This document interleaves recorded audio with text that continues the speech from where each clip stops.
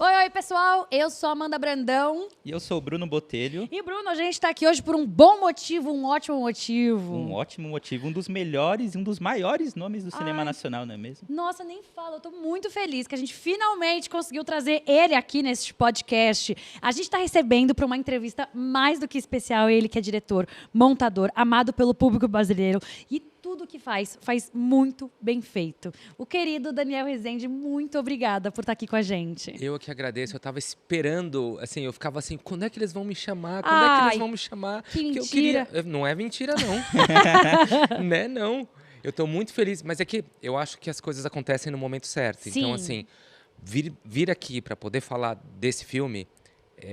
era porque tinha que ser agora. Então, eu tô muito feliz, obrigado pelo convite, muito feliz de vir aqui conversar. Nossa. Eu quero começar, antes da gente falar de O Filho de Mil Homens, eu quero perguntar uma coisa pra você, que é sobre a sua vida. Você se lembra do primeiro filme que você viu no cinema, Daniel? Você como um diretor?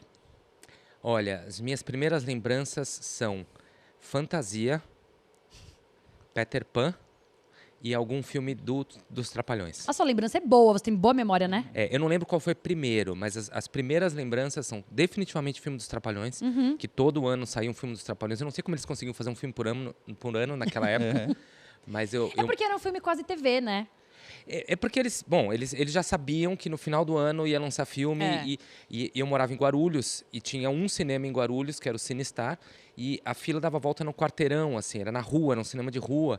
E eu sempre falava, ixi, vai estrear o filme dos Trapalhões no final do ano e eu vou dar a volta no quarteirão. Então, eu ficava, não tinha como não ir. E porque tinha isso também, não tinha lugar marcado no cinema. Não tinha. Sim. Então você tinha que ficar na fila para você conseguir pegar um bom lugar. Exatamente. Além de tudo, tinha isso. E, Daniel, esses filmes te influenciaram de alguma maneira? Com certeza, óbvio. Mas eu vou te dizer que o filme que me fez...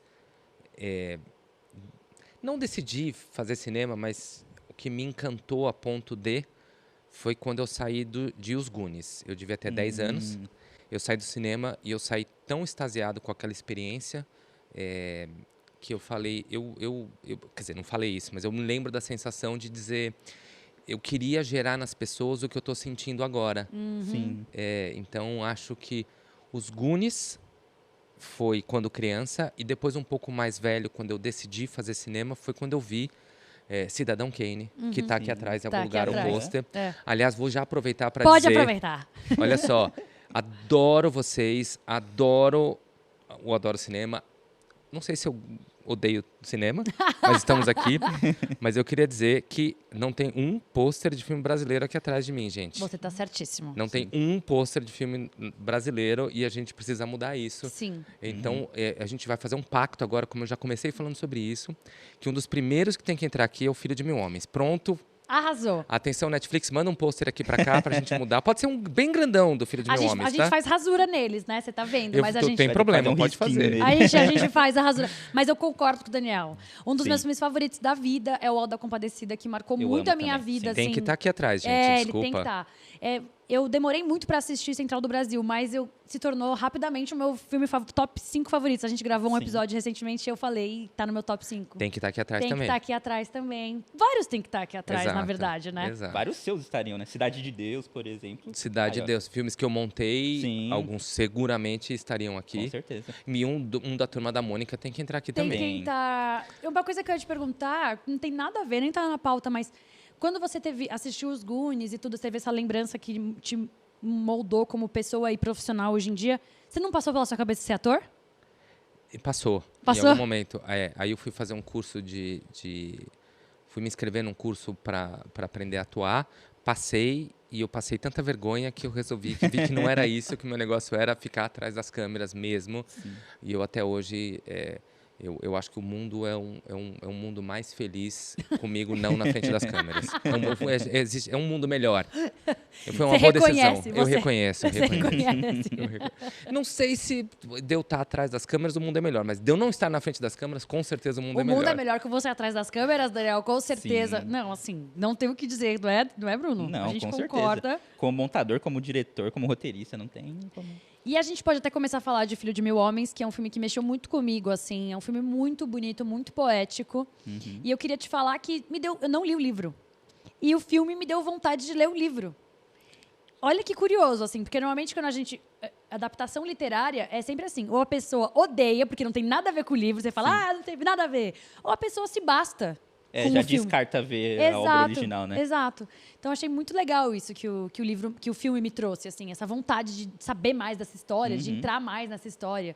Enfim. Eu escuto isso como um grande elogio, porque são poucas as obras que...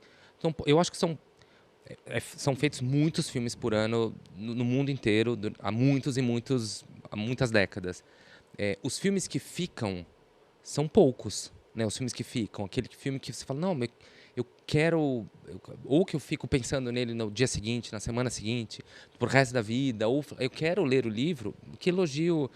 Atenção, Walter Ugumãe, olha só, você vai vender mais um livro aqui agora, pelo menos mais Sim, um.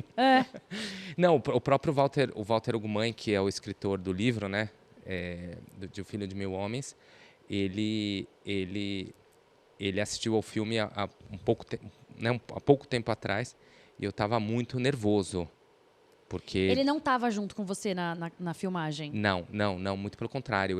Eu conheci ele uma vez, eu não tinha nem roteiro ainda. A gente se encontrou, a gente jantou, né, com os produtores, e ele teve uma sábia decisão que ele disse, olha, eu não quero ler o roteiro, façam um filme, eu confio em vocês. Caramba, muita confiança. Mas não sei, ele nem me conhecia direito, né? Sim. Mas assim... E a primeira adaptação também, E né? a primeira adaptação de um livro dele, que é um escritor renomado, um escritor que tem uma legião de fãs. Legião. Até porque, para quem não conhece Walter Ugumãe, eu peço para que vocês leiam Walter Ugumãe, que eu acho que poucos autores vivos da língua portuguesa conseguem lidar com a palavra, a língua portuguesa, na maneira com que o Walter faz, sabe? Assim, ele é um português de Portugal, mas que para a gente são livros que nos atravessam. Assim. E O Filho de Mil Homens foi um livro que me atravessou quando eu li. Eu acho que poucos escritores têm essa capacidade de unir 3 palavras e você fala, como é que pode? Como é que pode? Então, assim,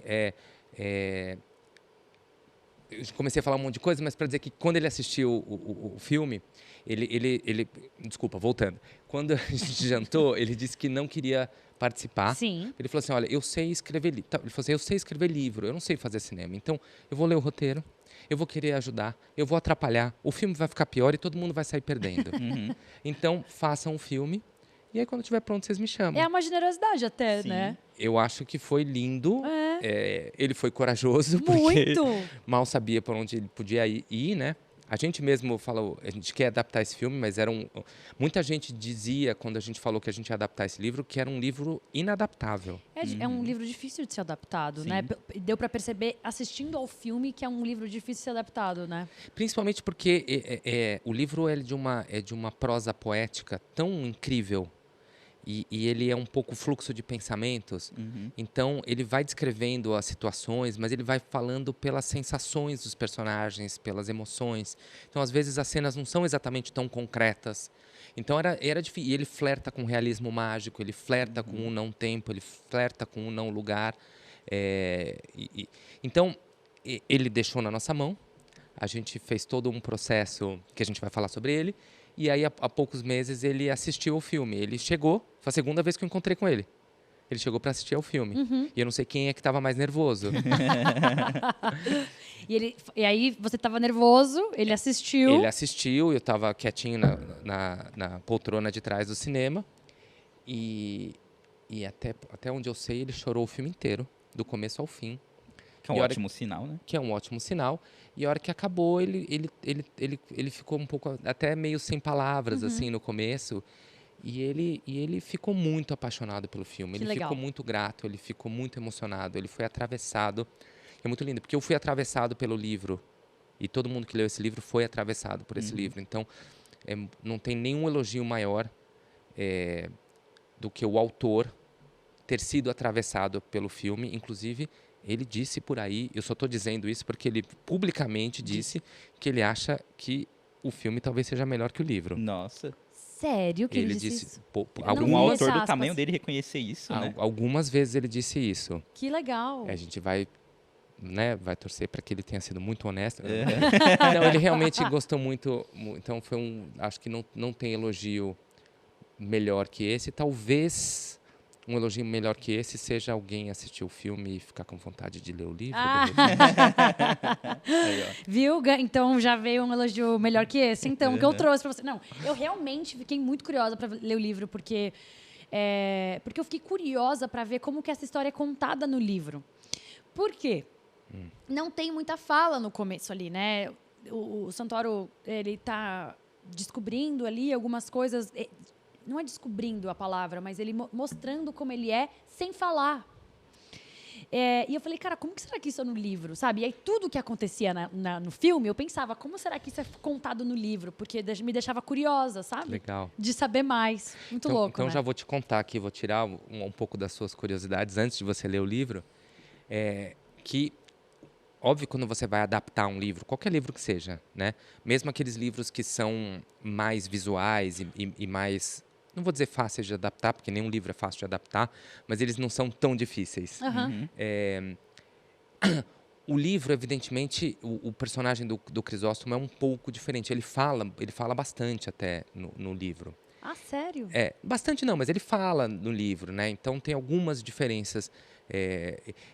Mas eu acho que a maior dificuldade para adaptar esse livro, eu acho que a maior ousadia de querer fazer essa história, que no livro também é um multiplot, é um livro de multiplot, onde os personagens depois vão se cruzando e vão se encontrando. Ele tem mais ou menos uma estrutura parecida, mas ele não é que tem muita fala no livro, porque, como eu falei, é fluxo de pensamento, mas ele não é tão silencioso, o livro. Óbvio, um livro não é silencioso, essa frase... Não, tá certo, silencioso. Às vezes ele é narrado, Sim, né? sim, Às vezes sim. tem um narrador ali que fala um pouco sobre o personagem e não exatamente ele falando. Poderia ser assim também. Sim, mas eu acho que a decisão talvez mais acertada, que inclusive foi elogiada pelo próprio Walter, foi no roteiro da gente ter...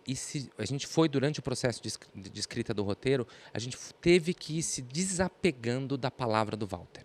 Porque é uma palavra tão forte, tão poética, que se a gente ficasse amarrado nisso, talvez ficasse um filme verborrágico e a poesia ia se perder, porque funciona muito bem no livro. Então eu tive que fazer algumas escolhas, e uma das escolhas eu vou apostar nos silêncios, nos olhares, nos símbolos, nas metáforas.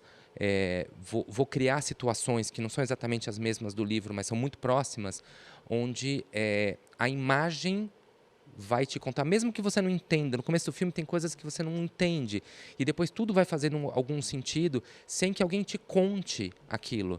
Você mesmo vai juntando esse quebra-cabeça como espectador, e você sensorialmente vai entendendo tudo, você vai sentindo e você passa pela mesma jornada que aquelas personagens. Tem uma coisa que eu acho muito legal nesse filme, é que eu chamo esse filme de uma experiência cinematográfica. Ele é muito diferente de filmes que a gente vê, muito diferente do que a gente produz aqui no Brasil, inclusive na cinematografia brasileira. E ele é uma jornada onde o espectador ele é jogado com as personagens para passar por essa jornada deles, que saem de um lugar de uma solidão, de uma dor, de uma angústia muito forte, de um não pertencimento, né? Todas as personagens saem daí, acabam se cruzando em torno do Crisóstomo, que tem esse lugar de que também está aprendendo a se relacionar com as pessoas, porque ele não sabe, e eles criam relações muito verdadeiras e reais, e encontram um lugar de pertencimento até formar uma família que se une ali pelo afeto, né? Sim. Então, como é importante falar de uma família uma família que não é a família tradicional brasileira, né? Como é importante falar de toda forma de amor, assim, sabe? Eu achei muito bonito como ele fala de família de um jeito que fala de amor e não necessariamente de família, sabe? Mas ao mesmo tempo o filme ele não quer quebrar os códigos que existem. Não, de forma alguma. Ele trata com muita naturalidade tudo aquilo que Mas está acontecendo. enxergar as formas diferentes, né? Eu acho que o que eu gosto desse filme é que ele não está necessariamente querendo dizer, você não precisa ser isso, você tem que ser isso. Ele é zero panfletário em nada, ele é zero. Ele é simplesmente tão humano, tão sensível, tão baseado em emoções dessas personagens, que a gente só quer alargar a ideia de família. Existem, né, tem para mim a frase do Crisóstomo, que é: uma família pode ser feita de muitas coisas, que significa que ela pode ser feita de tudo, da sua família de sangue, da sua família herdada, da sua família que... Eu não gosto muito da palavra inventada. A gente usou essa palavra inventada porque, na verdade, tudo é inventado. Qualquer coisa que a gente aprendeu na vida é inventado. Qualquer código social, qualquer crença que a gente tem é inventado. Eu gosto é meio o que eu chamo de uma família intencional. Aquelas pessoas escolhem estar ali, porque elas se sentem acolhidas, elas se sentem cuidadas com uma rede de apoio. E aí não Se sentem parte, né? se sentem Se parte. sentir parte de um lugar é muito importante, né? Se sentir... É muito, muito bonito isso. Eu queria saber de você, se você leu o livro e quis fazer o filme, ou se essa adaptação veio até você. Não, foi curioso, porque eu estava procurando um próximo projeto, e eu li, foi a Manu Melo, que é figurinista do filme, com quem eu já trabalhei em outros trabalhos. Tinha feito o Turma da Mônica com ela, acho que quase todos os trabalhos eu tinha feito com ela. E aí ela me disse um dia, durante a pandemia, falou, você precisa ler esse livro, você precisa ler Walter Ugumãe, você tem que ler este livro especificamente. Eu comprei o livro e li.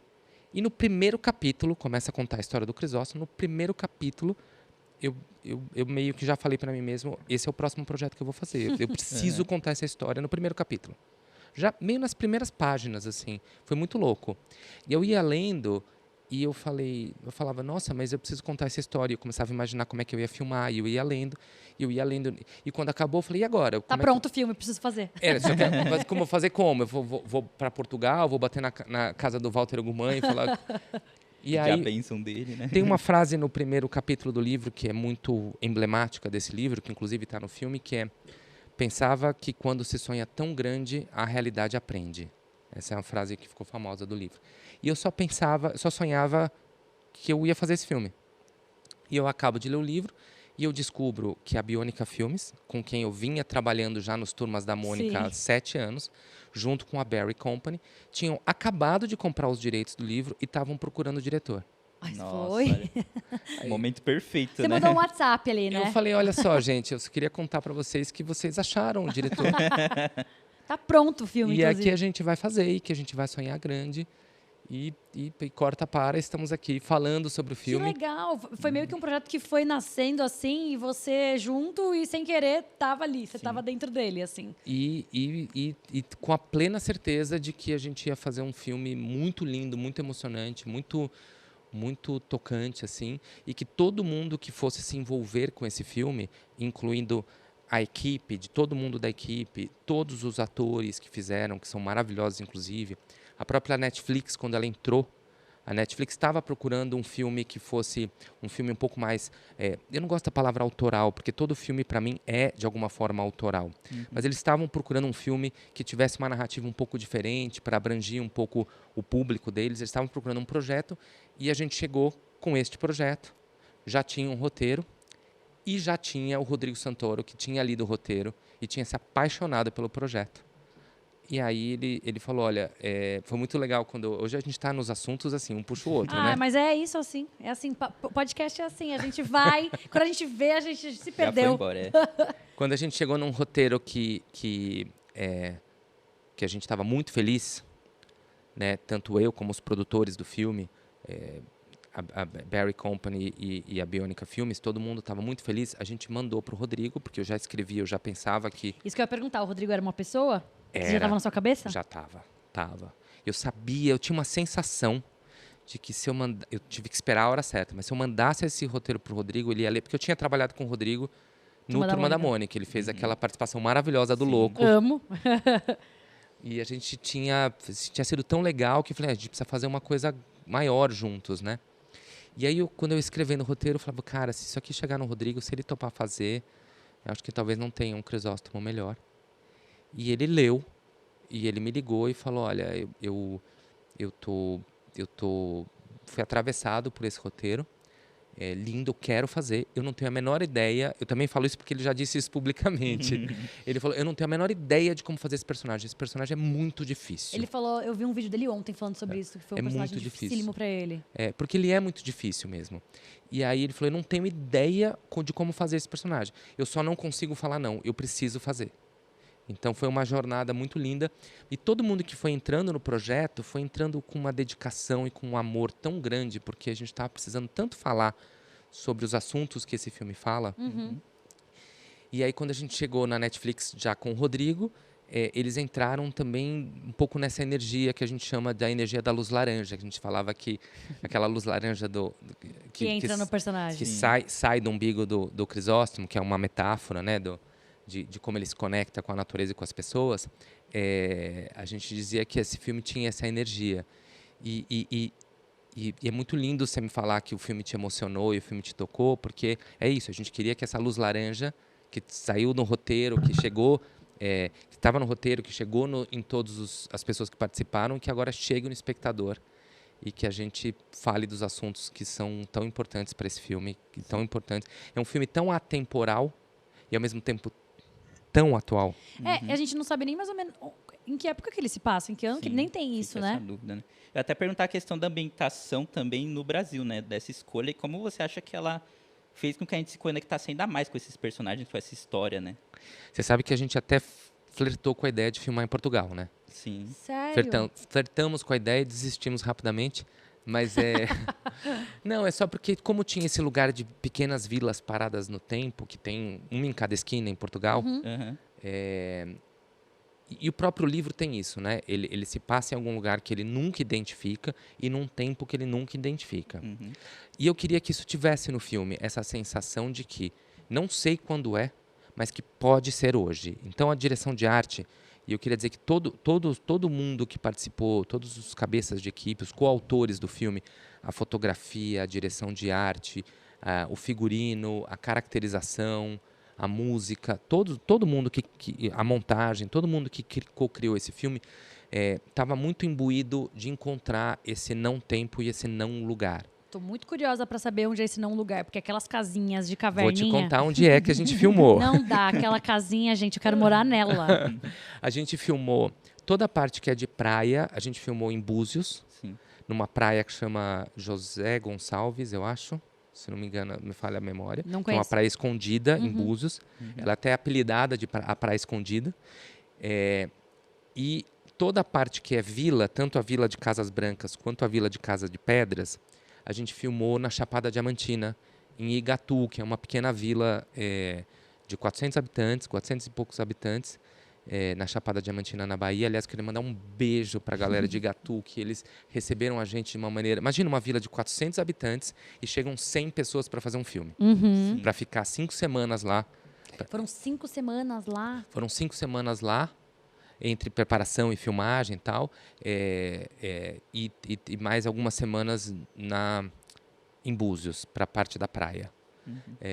Mas o que a gente fez era... Porque lá em Iguatu tem aquelas casas de pedra que são uma loucura, né? Aquela casa que abre o filme, que ela dentro de uma pedra. Sim. Não, aquilo ali mesmo, eu achei... Mas aquilo existe? Você tá no Airbnb, você pode alugar Jura? e passar uma noite ali. Todo mundo procurando agora, assistindo lá. A gente Exato. achou, eu achei aquela casa, porque quando eu comecei a imaginar, eu pensei, tem uma vila que é onde mora a Isaura e o Antonino, que são vilas de casas brancas. Porque eu fiz uma viagem para Portugal para me inspirar. E eu passei por vilas de casas brancas e passei por vilas de casa de pedra. Então eu falava assim, a Francisca mora numa vila de casa de pedras e a Isaura e o Antonino, botei isso na minha cabeça. Aí quando a gente resolveu filmar aqui, e agora? Onde a gente acha uma vila de casa branca e uma vila de casa de pedras? A galera que lute pra E achar. atrás de tudo. Aí botou a galera de produção. Eu quero assim, desse jeito, acha aí. Os produtores de locação foram encontrar e a Karen Castanho, que é uma das produtoras, falou, olha, eu acho que lá na Chapada Diamantina tem uma vila de casas de pedra. E a gente foi buscar e eu fui para a internet e achei essa casa. E vi essa Entendi. casa. E eu falei, o que tem nesse lugar aqui dessa casa? Porque eu falei, eu preciso filmar nessa casa. Tem como, né? Tipo, tem base. Vamos lá. Aham. E aí a gente foi maravilhoso. E ele dá, junto com as locações, mas junto com a direção de arte, que a gente foi ambientando os lugares para que a gente nunca soubesse, não tem nada data, e eu confundia. Então, assim, às vezes os móveis eram meio antigos, mas chega um cara de moto e a moto é super atual. Sim. E na cozinha, na cozinha da personagem, tem coisas que parecem meio atemporais, meio antigas, mas tem um liquidificador que é super atual. Aham. E aí você... Até a roupa também. Até a roupa. Você tem coisas que você usa até hoje, mas que podem estar aí desde sempre. Mas tem uns modelos que você fala, nossa, isso aqui é super hoje. Então eu queria muito que tivesse esse lugar que não dissesse, porque os temas são universais. Os temas que o filme... Né, o filme fala, ele vai flertar, ele vai falar sobre machismo, homofobia, capacitismo, preconceito, crenças limitantes. Mas, ao mesmo tempo, ele vai falar de tudo isso sobre um olhar de afeto, de acolhimento, de empatia, né, de relações que... E você termina o filme com muita esperança na humanidade. Então, eu queria falar, mas esses assuntos são assuntos que estão aí. Você abriu o noticiário, É. é sobre isso que a gente está falando. E por estar na Netflix, né, tipo, a gente pode ver agora como o Brasil tá na moda, né? Assim, Sim. o Caramelo, por exemplo, o filme que estreou na Netflix brasileiro, já é o filme brasileiro mais visto. Então, Netflix tem feito muitos projetos brasileiros que vão muito bem, assim, conversam com o mundo todo, né? E eu acho que... Ainda mais com essa temática. Como que você assim. se sente agora, tendo esse filme que pode falar com o mundo todo, sabe? Eu só posso torcer. Eu acho que não dá para equiparar com sucesso. Cada projeto é um projeto, né? Sim, O Caramelo é assim, não tem como o Caramelo não É dar que é filme de certo, cachorro, maravilhoso. Então, eu queria até parabenizar a Netflix por estar ajudando esse momento do cinema brasileiro. Porque a gente está realmente passando por uma fase que poucas vezes passamos nesse grau de... Que eu acho mais importante dessa fase do cinema brasileiro que a gente está passando, não é só o reconhecimento internacional, que é óbvio que isso é muito importante. Mas é você ver o brasileiro voltar a ficar orgulhoso da sua cultura. Voltar a falar, nossa, mas espera aí, por que a gente está com essa briga do que é cultura, do que pode, o que não pode, o que deve, o que não pede? Sabe, assim, a gente fica eu acho sempre muito interessante o patriota que, por qualquer motivo que seja, que luta contra a cultura do próprio país, que destrói a cultura do próprio país para ficar consumindo filmes e séries e livros de outros países, né? Mas que patriota que é esse, né? Sim. Então, independente de qual é o que você acredita, a gente precisa de uma cultura, a gente precisa de um mercado que se retroalimente, que tenha investimentos e que os nossos artistas possam fazer filmes cada vez mais diversos, que falem sobre assuntos que nos conectem e que a gente se enxergue ali e que a gente tenha orgulho deles. Então, só para chegar na sua pergunta, só posso torcer para o dia 19 de novembro, quando estrear na Netflix.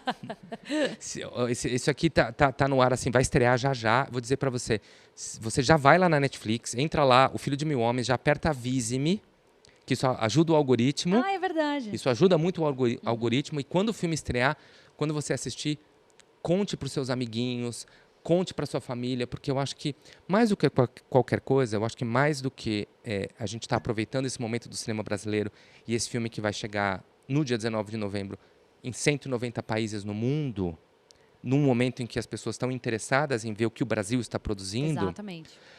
eu acho que os temas desse filme precisam ser falados, precisam ser sentidos, mais do que qualquer outra coisa, sabe? Então, eu só posso torcer que esse filme seja um sucesso. Sim. E que a gente termine atravessado por ele e a gente pense nesse momento que a gente está vivendo nas nossas relações humanas. Que a gente esquecer um pouquinho aquilo que dizem que a gente tem que ser e a gente prestar atenção do que é, como somos, como é que a gente consegue... hoje a gente está com uma dificuldade de conversar. A gente não consegue ouvir o próximo. A gente está mais preocupado com ideias que botaram na nossa cabeça e reproduzi-las do que ouvir a pessoa do lado, do que ter um sentimento de alteridade, ter um sentimento de empatia. Total. Então esse filme, eu acho que o Crisóstomo tem isso a nos ensinar, e todos os personagens desse filme, que é escutar e ter empatia. Como foi trabalhar com o Rodrigo Santoro, já que você falou do Crisóstomo agora? Porque você falou que já teve uma experiência com ele Sim. antes, né? Só que agora foi assim, Não foi- pai e filho ali, Não. né? O Rodrigo Santoro, talvez, assim, ninguém chega onde chega por acaso, né? O Rodrigo Santoro é disparado um dos maiores atores que a gente tem no Brasil, mas mais do que isso, um dos maiores artistas, uma das maiores personalidades, uma das melhores pessoas, é um dos grandes brasileiros que temos, com a sua criatividade, com a sua vontade de estar junto e criar arte. E entrega também, né? De uma entrega, eu poucas vezes vi atores que se jogam, principalmente nesse projeto. Ele falou, cara, esse projeto não tem como fazer se eu não me entregar e me jogar, sem medo de errar. E ele dizia, ainda bem que você tem um histórico de montador, porque eu vou me jogar, e aí eu sei que se não ficar bom, você vai tirar. Você não vai deixar.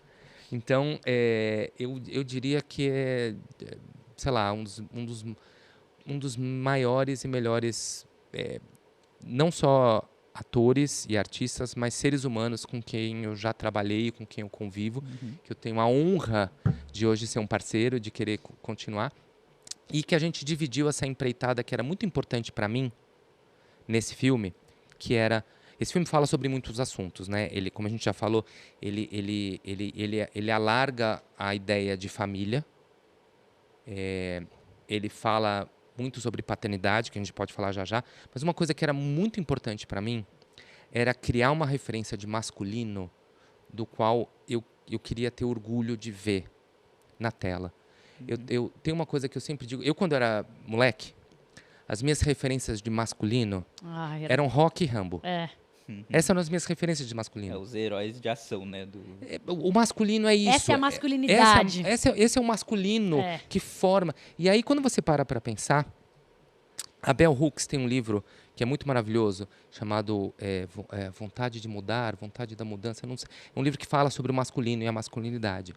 E ela fala, quando ela estava dando aula sobre teoria feminista para homens e mulheres, falando um pouco sobre como o feminismo olha o mundo e tenta olhar esses símbolos de feminino e masculino, né, e essas disputas de poder, ela dizia... um dia ela chegou numa classe que tinha umas 40, 50 pessoas e ela falou assim, eu queria que vocês me dissessem um ou dois exemplos de masculino na arte, em livros, em filmes, em programas de TV, um exemplo de masculino que não tivesse na chave da violência, do poder, da imposição, da força, do controle no poder. Acha um exemplo de masculino que não esteja nessa chave, né? E as pessoas não conseguiam, porque a nossa arte fica reiterando. Óbvio que a gente está num momento do mundo em que a gente começou a discutir isso, começou a olhar, ter consciência e falar, olha, vamos apontar os problemas. E apontar os problemas, fazer a consciência crítica do que o patriarcado, de alguma forma, faz com as mulheres e com os homens, é muito importante. Mas eu acho que é quase um dever da arte e dos artistas criar novos símbolos, novas referências. Então, estou falando tudo isso para dizer... Não só apontar, né? Você literalmente cria, e, como você falou, não é uma você não está ali no filme apontando regras e como deve ser, né? Você está criando uma naturalidade de um homem, de um masculino, que é diferente do que a gente já viu. Sim. Mas você não está...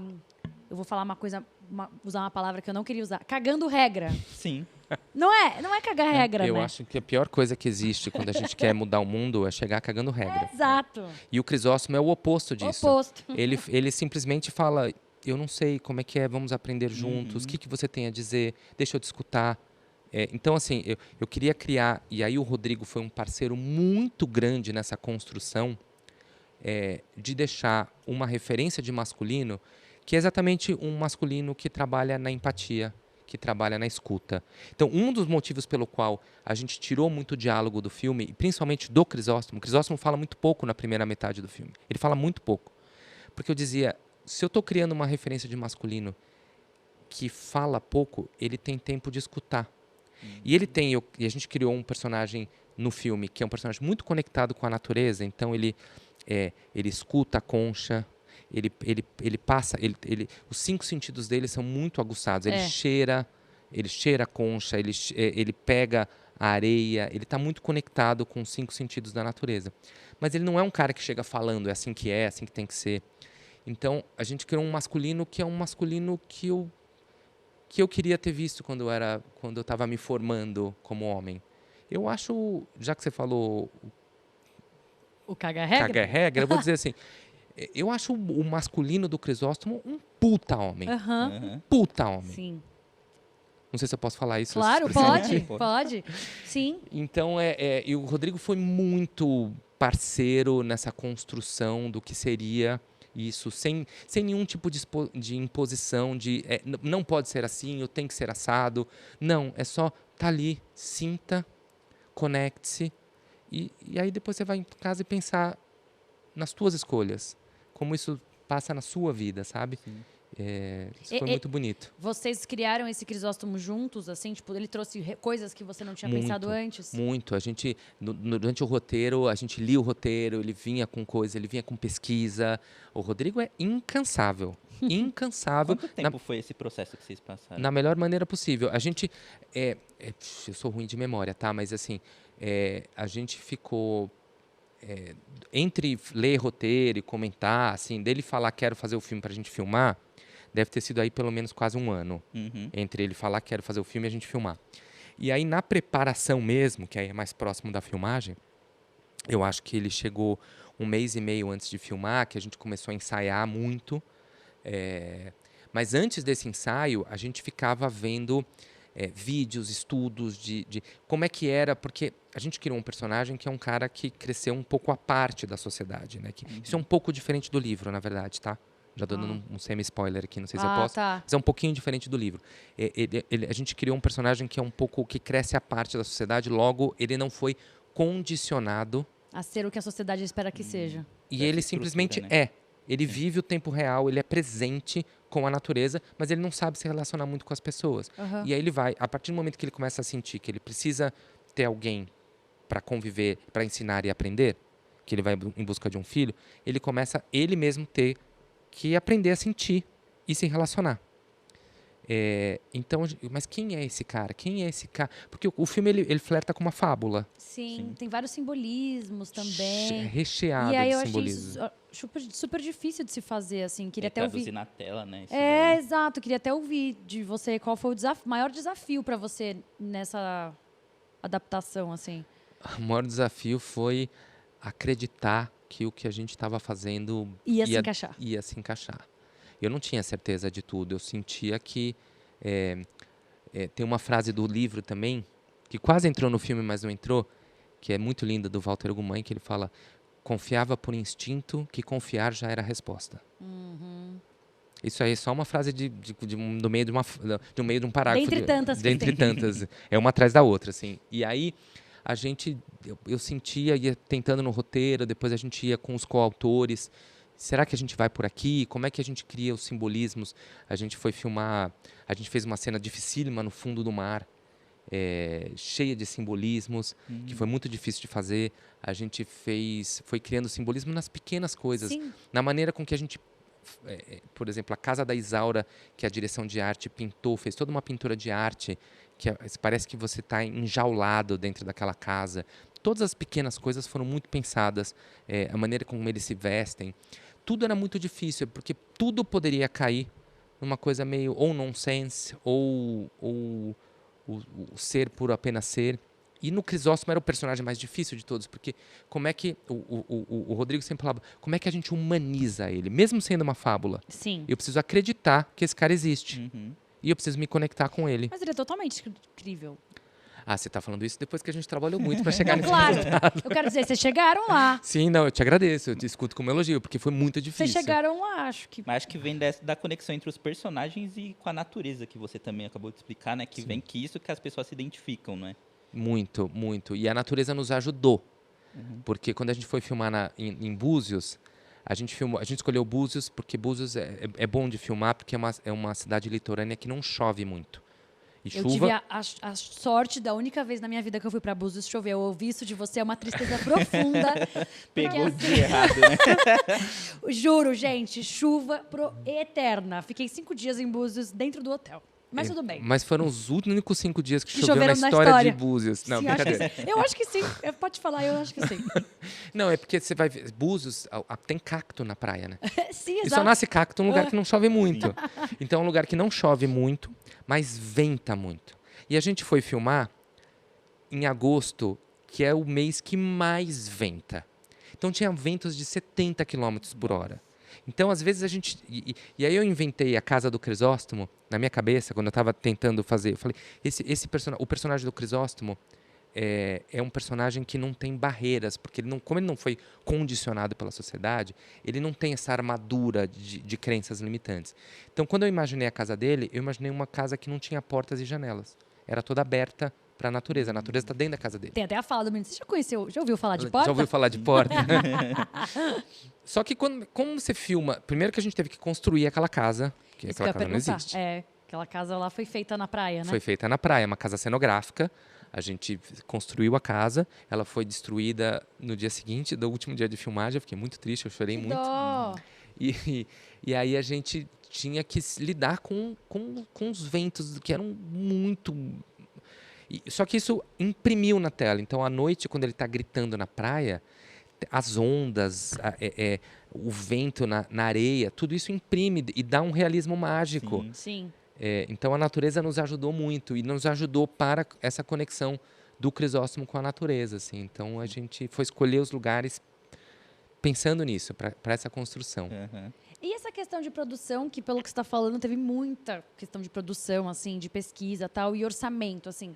Por ser uma produção Netflix, você sentiu diferença de outras produções que você já tinha feito em questão de produção e orçamento? Olha, fazer cinema no Brasil sempre é difícil. Mas é que não é só no Brasil, tá? No mundo inteiro. Eu já filmei lá fora. Sempre é difícil. Sim. Sempre.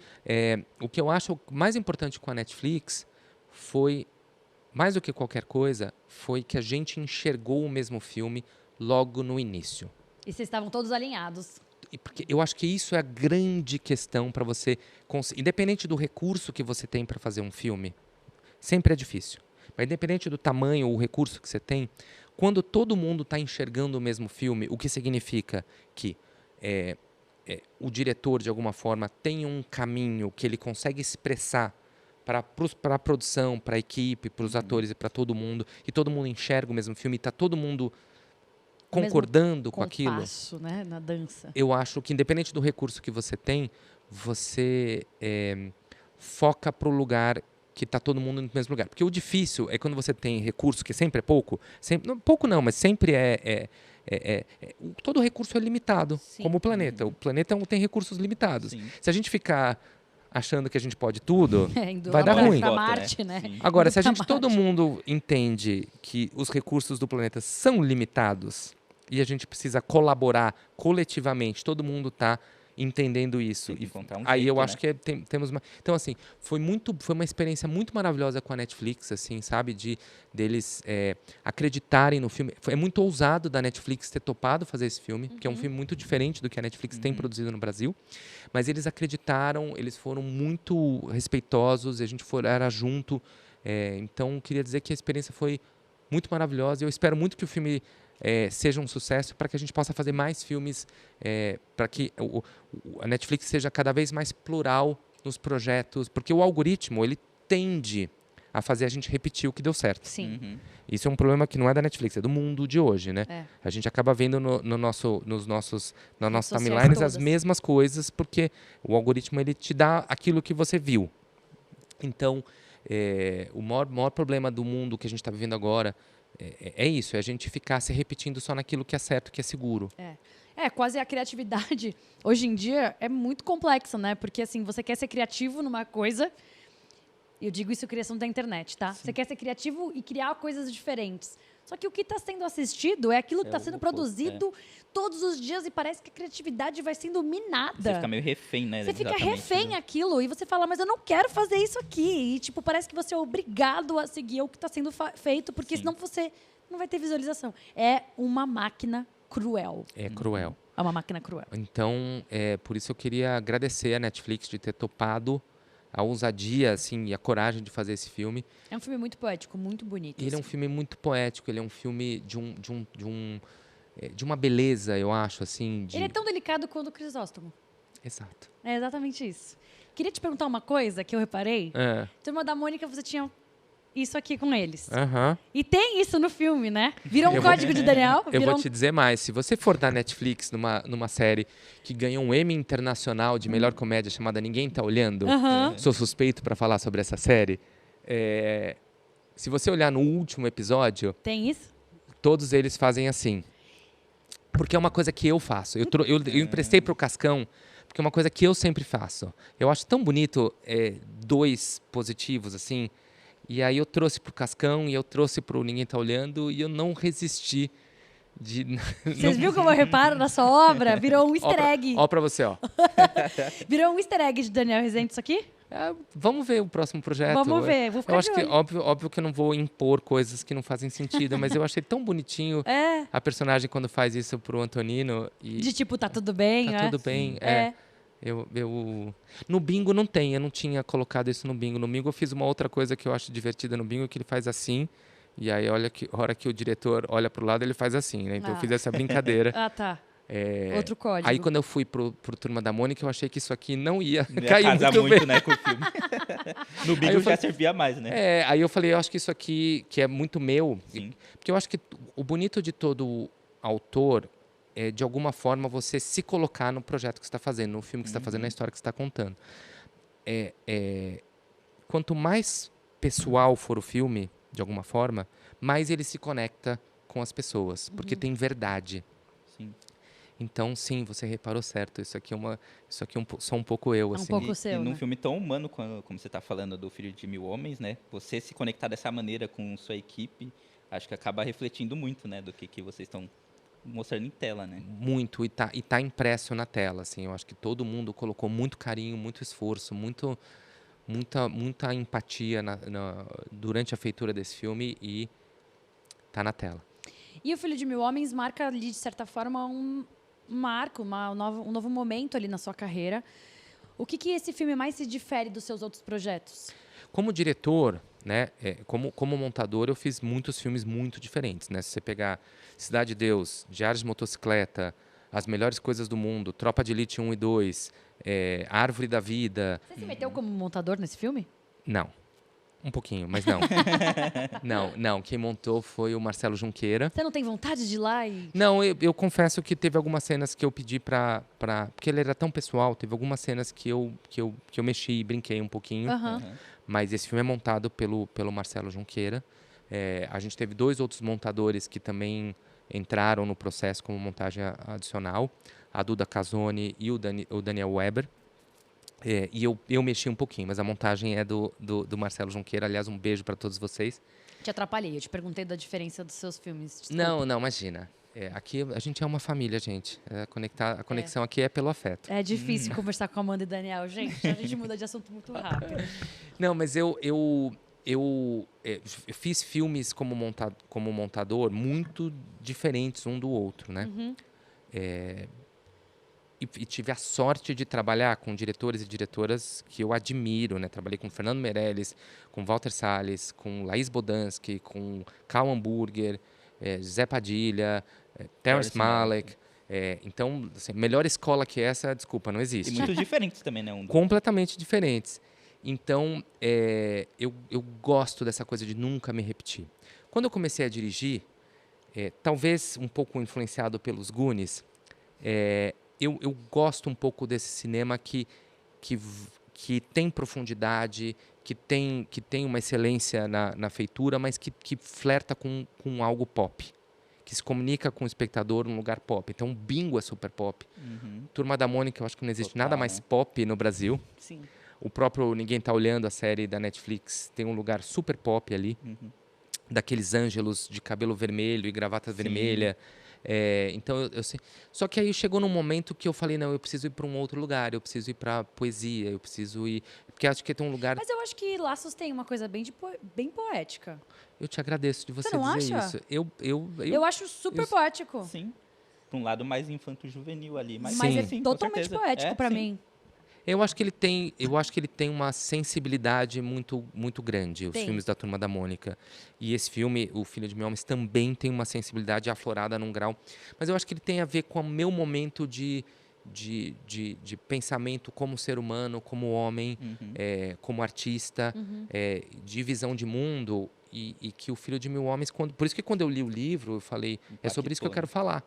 Então, sim, esse filme é muito diferente de tudo que eu já fiz. Muito. Porém, como você mesmo viu, você vai enxergar o Daniel, diretor, ali, espero. Não, né, assim, mas ele é muito diferente e eu estou buscando projetos que vão nesse sentido de discutir e pensar a nossa sociedade E fazer com que as pessoas reflitam e sobre. fazer com que as pessoas reflitam sobre. Eu tenho zero vontade de ficar reforçando estereótipos e lugares de crenças que nos limitam, e eu quero expandir. Eu acho que a expansão talvez seja o meu momento de carreira nesse momento de expansão de consciência, no que eu digo da nossa vida, das nossas relações, né? Então, eu estou muito feliz e orgulhoso desse filme. Todo mundo que participou está muito orgulhoso de poder lidar com esses temas, né? De falar, como eu falei. E o filme tem momentos, parece que ele é só amor, mas ele tem momentos muito duros, assim, né?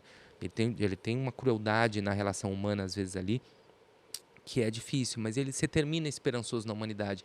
E eu acho que a arte ela tem uma tendência a ser muito fatalista. Se você pegar os filmes que fazem sucesso, os filmes que as pessoas, né, não estou nem indo para assim, filme de terror, ou filme de guerra, ou filme de ação, de violência, mas no drama ele tem uma tendência, e isso não é só nos realizadores.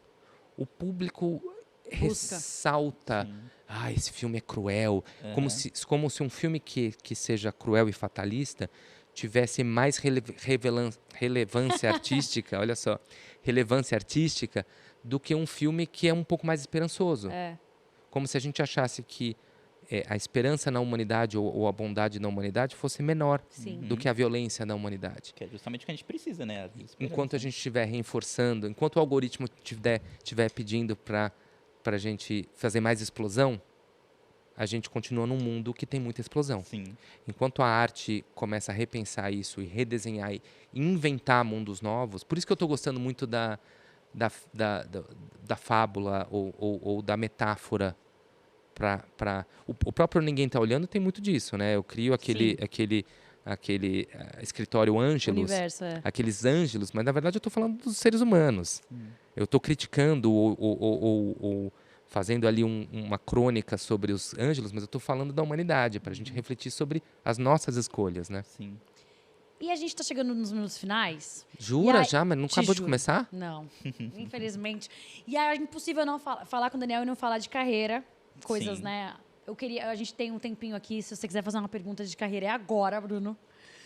Quer fazer? Eu quero saber de Turma da Mônica, que você falou desse ponto de ruptura da carreira. Como você enxerga seu futuro com o universo Turma da Mônica, assim? Olha, a gente continuamos trabalhando. Aliás, o seu Maurício de Souza acabou de fazer 90 anos essa semana, quando a gente está gravando aqui. O maior contador de histórias do país. Sim. Eu tenho muito orgulho, muita felicidade de ter feito parte desse ícone brasileiro, né, na criação dos primeiros live actions da Turma da Mônica, de ter feito a Turma da Mônica clássica. Mas eu hoje não me vejo dirigindo mais filmes infanto-juvenis. Pelo menos, não estou dizendo nunca mais, mas assim... eu acho que eu já fiz, já cumpri essa... mas eu quero produzi-los. E você continua por trás de alguns, né? Eu continuo. Chico Bento, a gente está prestes a fazer mais um Chico Bento. Não sei se eu poderia falar isso. Agora eu já falei. Já falou. Mas tudo bem, a gente já sabia. O 2 já foi anunciado. Então pronto. Já foi anunciado. Exato. Tudo bem. Não, mas estamos em conversa de fazer outros, onde eu sou o produtor. E eu adoro, né? Estou adorando ser produtor. Sim. De projetos. Então, eu quero fazer muitos mais filmes do universo do Maurício de Souza, mas aí como produtor, não como diretor. Eu acho que, né, o próprio Fernando Fraia, que dirigiu o Chico Bento, que era produtor do Turma da Mônica. Uma passagem de bastante. Foi. Eu lembro quando eu falei, eu acho que eu já fiz 2 Turmas da Mônica. Eu até comecei, eu quase fiz o Chico Bento. Comecei a fazer e eu percebi que Chico Bento, talvez eu não fosse... Eu percebi que eu não era o melhor diretor para o Chico Bento. E aí um dia eu cheguei para o Fernando Fraia, que é um dos produtores do filme, e falei, olha só, eu acho que eu já descobri quem é o diretor. Ele falou, é quem? Eu falei, tá aqui na minha frente. E aí ele olhou para trás. Ai, mentira, procurando.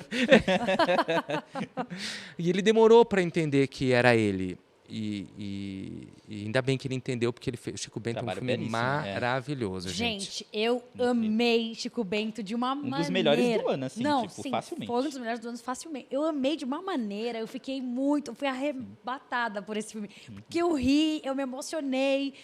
Eu achei demais, eu achei... Putz, eu gostei muito de Chico Bento, de verdade. Sim, eu também amei. E aquele menino é incrível, né? O Ah, Isaac. amendoim. Perfeito, nasceu pra aquilo, né? Não, assim, ele é icônico, sério. Eu queria trazer outro assunto sem ser Turma da Mônica, pra gente não se alongar muito mais, que é Oscar. Ah, Como foi ver o Brasil no Oscar em 2025?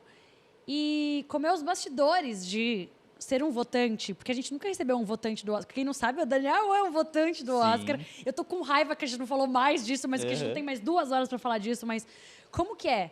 Como que é lascar o X lá na Fernanda Torres pra votar nela? olha, eu não posso falar em quem eu votei. Não, tudo bem.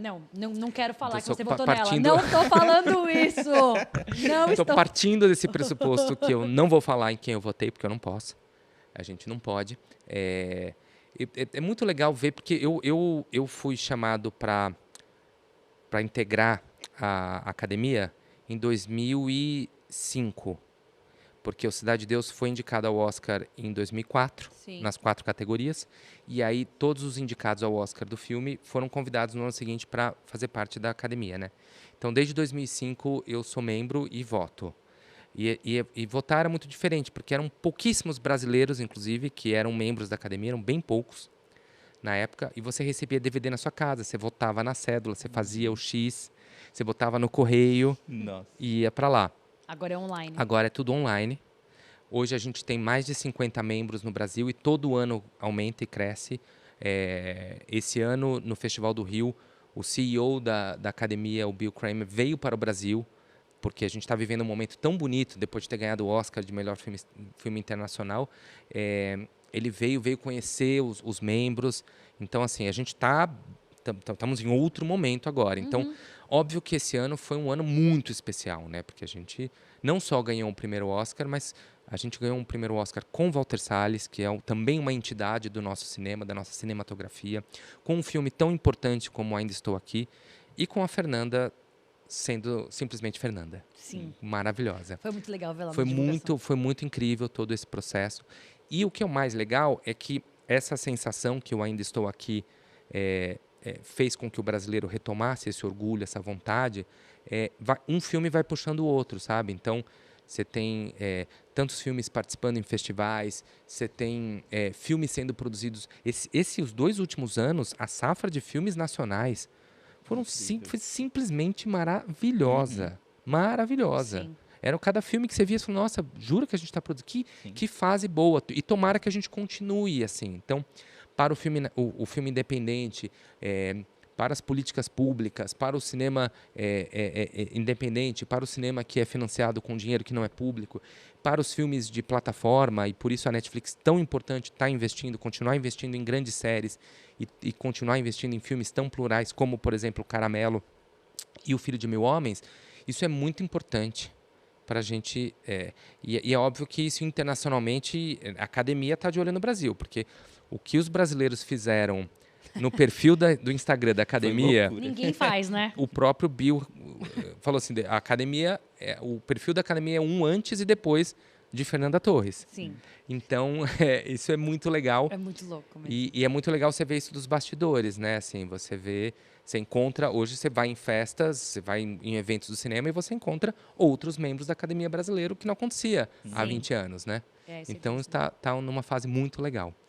Temos que encerrar. Jura? Te juro. Eu vou fazer a última pergunta antes que o diretor me corte a nossa câmera, que eu faço pra todo mundo, você não vai sair dessa. Que Eita! É um filme que todo mundo ama e você não gosta tanto assim. Pra encerrar, Daniel. Pode falar qualquer um. Tem que ser gringo, inclusive, né? Não pode ser daqui. Essa é a regra. Não pode ser daqui. Ixi, ainda bem que você falou isso, que eu ia falar um daqui. Um filme que todo mundo ama e eu não gosto tanto assim. Ixi, me deu um branco agora. Tem tantos, mas agora eu tô pensando um. É difícil mesmo.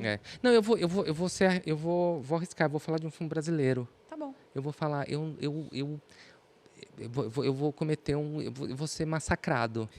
Mas o Glauber Rocha não fala comigo. Mas qual filme? Deus e o Diabo? O Glauber Rocha. Ele não é todos dele. Entendi. Então Mas você vai ser eu mais entendo. que... Você não tá falando de uma obra. Você tá falando do geral. Mas assim, eu entendo a importância. Eu entendo a importância que ele teve para o Brasil e o quanto os cineastas amam o trabalho dele. Ele não conversa com você. Mas ele não conversa comigo. Então, assim, Isso acontece. eu não posso ter me exposto mais do que isso. Não, por favor, Cancelamento de eu Daniel vou até, Rezende. por favor, pedir pra parar. Quero, então, que você convide as pessoas que O Filho de Mil Homens chega aí no Netflix e a gente encerra o nosso episódio. Muito obrigada, Daniel. Obrigado por por me convidar. Pode me convidar sempre que eu volto, da próxima vez com filmes nacionais atrás. Vai ter. O seu. Não, eu queria convidar todo mundo para essa experiência cinematográfica, para ser atravessado pelo Filho de Mil Homens, que estreia na Netflix dia 19 de novembro. É muito importante que a gente assista o filme assim que ele chegue, que a gente conte para todo mundo que o filme está lá. Se você estiver assistindo isso aqui antes do dia 19, já vai lá, aperta o avise-me, que isso ajuda muito. Porque eu acho que tem uma coisa muito linda desse filme, é que você termina esse filme melhor do que você começou esse filme. Você termina uma pessoa melhor. Você passa por essa jornada que os personagens passam. Você passa por esses temas que a gente já conversou aqui, que a gente até não falou também da paternidade, que tem uma coisa muito linda da paternidade. O filme fala sobre ancestralidade.